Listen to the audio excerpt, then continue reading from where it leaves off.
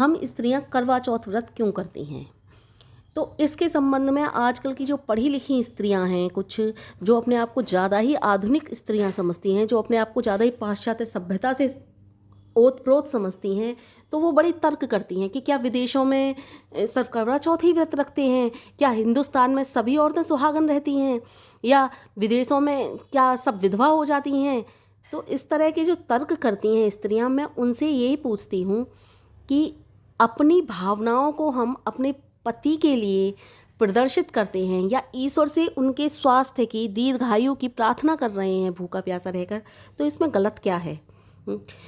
तुम भी तो किसी ना किसी रूप में ईश्वर को मानते होगे, और नहीं भी मानते, नास्तिक हो, तो हमें तुमसे लेना देना क्या। हम अपनी भावनाओं को इस तरह से भगवान के आगे प्रदर्शित कर रहे हैं, अपने पति के लिए हम प्यार जता करके भूखे प्यासे रह करके व्रत कर भी रहे हैं, तो क्या हो गया इसमें।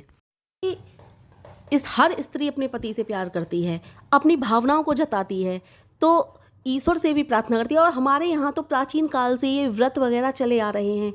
हमारी माँ सावित्री ने भी जब महाराज सत्यवान की स्थिति खराब हुई थी, तबीयत खराब हुई थी, तो उन्होंने भी न जाने कितने जप तप किए थे, गायत्री मंत्र के जाप किया करती थी। वो जिस वट वृक्ष के नीचे बैठ करके गायत्री मंत्र के जाप किया करती थी, आज स्त्रियां अपने सुहाग की रक्षा के लिए वट सावित्री के नाम से उस व्रत को करती हैं। तो हमारे यहाँ तो प्राचीन काल से ही व्रत चले आ रहे हैं। तो क्या ये कह दें कि माँ सावित्री व्यर्थ में ही व्रत करती थी?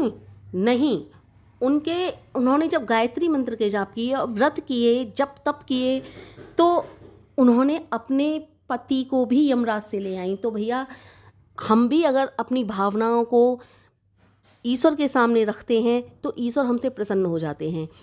मैं तो ये कहती हूँ, यदि पल भर की भी आयु हमारे पति की हमारे व्रत से बढ़ रही है करने से, या फिर हमारी भावनाओं को, या फिर किसी भी तरह से हम ईश्वर के सामने प्रार्थना कर रहे हैं, या हमारे पति को भी इस चीज़ से केवल खुशी मिल रही है, तो हम क्यों ना करें इस व्रत को। हम क्यों पाश्चात्य सभ्यता वाली स्त्रियों की बात सुने, वो ज़्यादा अपने आप को आधुनिकरण में समझती हों। या कोई एक आमिर खान का शो आता था, उसमें भी मैंने सुनी थी ये बात कि इस तरह से बात हुई है कि जी विदेशों में तो लड़कियां नहीं रखती हैं औरतें, तो विदेशों में क्या सभी विधवा हो जाती हैं, या भारत में क्या सभी सुहागन हो जाती हैं। तो भैया, हम इस तरह की बातों पे क्यों ध्यान दे रहे हैं। तो हमें इस तरह की बातों पे ध्यान नहीं दे रहा। हमारे यहाँ तो प्राचीन काल से देखो, हमारी माँ पार्वती ने भगवान शिव को प्राप्त करने के लिए कितनी कठिन तपस्या की थी, इतनी कठिन तपस्या की थी कि वो कठिन तपस्या कर करके जंगलों में रहीं, न जाने कहाँ कहाँ नहीं, वो काली पड़ गई थी, बिल्कुल बिल्कुल काली पड़ गई थी। इतनी कठिन तपस्या की जिसमें उनका रंग बिल्कुल दूध की तरह सफ़ेद था, और लेकिन इतनी कठिन तपस्या करने के कारण, जंगलों में रहने के कारण, न जाने कुटिया बना कर रहीं, न जाने कितनी कठिन तपस्याएं की उन्होंने, उसके बाद उनका रंग काला पड़ गया था। तो जो हमारे पूर्वजों ने इस तरह के व्रत जप तप किए हैं, तो हम क्यों ना करें। हमारे यहाँ माता सीता जब वनवास से लौट करके आ रही थीं, तो उन्होंने पिंडदान किए थे, माँ गंगा में स्नान किया था। तो हमारे यहाँ तो ये हमेशा से चले आ रहे हैं। तो हम जब वो हमारे यहाँ से हमेशा से चले आ रहे हैं, तो हम इन चीज़ों को क्यों त्यागें। हम इन दूसरों की बातों में क्यों आए। जब हमारी माताओं ने हमेशा से व्रत जप तप किए हैं, तो हम अपनी माताओं की क्यों ना माने। और ये लोग होते कौन हैं हमें समझाने वाले। हम तो अपने हिसाब से चलेंगे, जो जैसा हमारा इतिहास में हुआ है, और हमें इतिहासकारों से पता चला है कि माँ सीता सदा सुहागन थी, माँ सावित्री सदा सुहागन थी, माँ गौरा जिनकी पूजा करते हैं, हम करवा चौथ पर भी पूजा करते हैं, उनको ही पूजते हैं। माँ गौरा की तो हर सुहागन स्त्री हर बार पूजा करती है, हर बार जब तप करती है, तब भी सुहाग के जितनी भी काम होते हैं, जब भी पूजा होती है, तो माँ गौरा को पूजा जाता है हमारे यहाँ। तो हम इनको पूज करके इनसे प्रार्थना क्यों ना करें कि हम, जैसे आप सदा सुहागन रही माँ, वैसा ही सुहाग हमारे लिए भी दो, वैसा ही हमें भी सदा सुहागन रखो। मैं तो ये कहती हूँ कि अगर इस तरह की प्रार्थना करने से हमारे पति का स्वास्थ्य खराब है, उसके और उनके स्वास्थ्य में यानी कि 1% भी सुधार होता है, तो हम क्यों ना करें ये जप तप। यदि उनकी 1 दिन की भी आयु बढ़ती है, तो क्यों ना करें हम ये जप तप। और ये बात सत्य है कि पत्नी पति की अर्धांगिनी होती है। जब वो अर्धांगिनी होती है, तो उसकी हर तरह की जिम्मेदारी, सुख दुख, उसकी आयु के लिए जो भी करती है, वो परमात्मा से प्रार्थना कर रही है। तो तो इसमें बुराई क्या है? परमात्मा से प्रार्थना कोई किसी रूप में करता है, कोई किसी रूप में करता है। हमारा यही तरीका है परमात्मा से प्रार्थना करने का। और मैंने कितनी ही माताओं की सुनी है, कहानियाँ हैं हमारे यहाँ इतिहास में, न जाने कितनी दर्जनों भर, कि उन्होंने ये जब तप किया, अपने पति की इस तरह से लंबी आयु की, इस तरह से उन्होंने ये जब तप किया तो इस तरह से वो मौत के मुंह में से खींच लाई। तो भैया हम क्यों ना करें? हम तो अपनी माताओं के ही पद चिन्हों पर चलेंगे। दूसरी बात, कुछ स्त्रियों का ये कहना है कि जी स्त्रियां ही व्रत क्यों करें, पति क्यों ना करें स्त्रियों के लिए। तो बात यह है, पति कभी किसी को फोर्स नहीं करते हैं कि आप मेरे लिए करवा चौथ का व्रत रखो। ये हम स्त्रियों की भावनाएं हैं कि नहीं, आपके बिना हमारा कुछ भी नहीं है, आप हो इस संसार में तो हमको ये सब राजपाट सब मंजूर है, आप के बिना तो हमारे लिए कुछ भी अच्छा नहीं लगता। तो ये हम स्त्रियों की भावनाएं हैं। हम स्त्रियों का अपना खुद का ये फैसला होता है कि हम अपने पति के लिए लंबी आयु के लिए व्रत रखें, वरना हमारे पति कभी हमें फोर्स नहीं करते कि हम उनके लिए व्रत रखें। और आजकल के तो पति भी बहुत से हैं जो करवा चौथ का व्रत अपनी पत्नियों के लिए भी रख रहे हैं। मैं उनकी बात नहीं कर रही, मैं उन्हीं स्त्रियों की बात कर रही हूँ जो स्त्रियाँ ये कहती हैं कि जी हम ही क्यों व्रत रखें, पति क्यों नहीं रखते।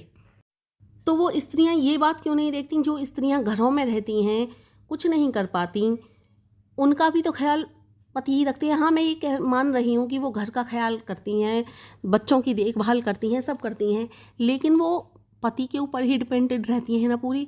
और बहुत से पति तो इतने अच्छे होते हैं कि पूरी तरह उनका ख्याल रखते हैं। भाई मैं अपने पति की बता रही हूँ, मेरे पति तो इतने अच्छे हैं कि सारा का सारा ख्याल रखते हैं। मैं तो कुछ भी नहीं करती, ये एक छोटा सा YouTube चैनल है, ये भी अभी कुछ भी नहीं है। इस पर आप लोग विश्वास नहीं करोगे, उन्होंने मुझे कभी इस YouTube चैनल के लिए फोर्स नहीं किया। वो मुझे कभी किसी भी चीज़ के लिए फोर्स नहीं करते, कभी किसी चीज़ के लिए दुखी नहीं करते। तो भाई ऐसे पति के लिए क्यों ना मैं व्रत रखूं जो मेरा इतना ख्याल रखते हों। वो तो मुझसे ये भी नहीं कहते कि तू ये व्रत कर, ये जप कर, ये तप कर, या फिर तू ये काम कर ले। वो काम के लिए भी कभी फोर्स नहीं करते मुझे, चाहे मुझसे कोई काम हो रहा हो नहीं हो रहा हो। वो कभी मुझसे ये नहीं कहते कि तूने ये काम क्यों नहीं किया। एक पिता को अपनी बेटी कभी भारी नहीं होती। पिता सदैव अपनी बेटी को अपने पास रख सकता है। वो क्यों नहीं रखता पिता अपने पास? क्योंकि जब वो जवान हो जाती है ना, तो उसके जवानी की रक्षा वो नहीं कर सकता, क्योंकि उस समय पिता बूढ़ा हो चुका होता है। जब तक वो जवान था तब तक उसने बेटी की रक्षा की, लेकिन इधर बेटी जवान होती है, उधर पिता बूढ़ा होने लगता है। तो पिता कभी भी बेटी की रक्षा बुढ़ापे में नहीं कर सकता, क्योंकि उसका स्वास्थ्य भी गिरने लगता है धीरे धीरे। इसलिए ही वो उसको एक ऐसा इंसान ढूंढता है जो उसकी ताउम्र रक्षा करे, ताउम्र उसकी हर तरह की सुख सुविधाओं का ख्याल रखे। देखिए, भाई भी रख सकते हैं हालांकि बहनों का ख्याल, लेकिन वो भी कभी ना कभी अपनी ज़िंदगी में व्यस्त हो जाते हैं। और बहुत से भाई तो ऐसे होते हैं बहनों की तरफ मुंह भी नहीं करते हैं जब शादियां हो जाती हैं। तो पिता इस तरह के जिम्मेदार व्यक्ति को ढूंढता है जो मेरी बेटी की रक्षा कर सके, ज़िंदगी भर उसके हर तरह की सुख सुविधा का ख्याल रख सके। तो वो जब पिता उनको ढूंढ लेता है तो उसी को पति कहते हैं। जब पति हर तरह का हमारा ख्याल रख सकते हैं, हर तरह की हमें सुख सुविधाएं दे सकते हैं, हर तरह से हमें ये चाहते हैं कि इनको कोई कांटा भी ना चुभे, तो फिर हम क्यों, स्त्रियां क्यों ना ऐसे पति के लिए व्रत रखें। भैया हम तो रखेंगे चाहे किसी को कितना भी कांटा चुभता हो। अब कुछ स्त्रियां कहेंगी कि आपके पति अच्छे हैं, सबके पति अच्छे नहीं हो सकते। ऐसी बात नहीं है, रिश्ता दोनों तरफ से चलता है। ये बात नहीं है, लड़ाई झगड़ा हर घर में होता है। मेरे पति से कभी कभी झगड़ा हो जाता है, हर किसी का होता है। तो क्या हम उस झगड़े को देख करके उनकी जितनी भी अच्छाइयाँ हैं सबको इग्नोर कर दें, या फिर हम अपने घमंड में चूर हो जाएं कि जी नहीं जी ये तो हमसे झगड़ा कर रहे हैं, पहले यही सॉरी बोलें, या हम ये नहीं हो। कभी वो अपनी गलती मान ले, कभी हम अपनी गलती मान ले। तो ऐसे ही रिश्ता चलता है। कुछ आदमी सोचते हैं कि मैं तो आदमी हूँ जी, मैं ही क्यों झुकूँ। तो ऐसी बात नहीं है, स्त्रियों को भी झुकना पड़ जाता है, आदमियों को भी झुकना पड़ जाता है, हर किसी को झुकना पड़ जाता है। ये संसार में अगर स्त्री पुरुष बनाए हैं परमात्मा ने, तो ये गाड़ी के एक पहिए के समान है। ये एक प्राचीन कहावत है, गाड़ी के प्रत्येक पहिया सही रहेगा तभी गाड़ी आगे चल पाएगी। तो हम तो भाई व्रत रखेंगे अपने पति की दीर्घायु के लिए और सदैव रखेंगे।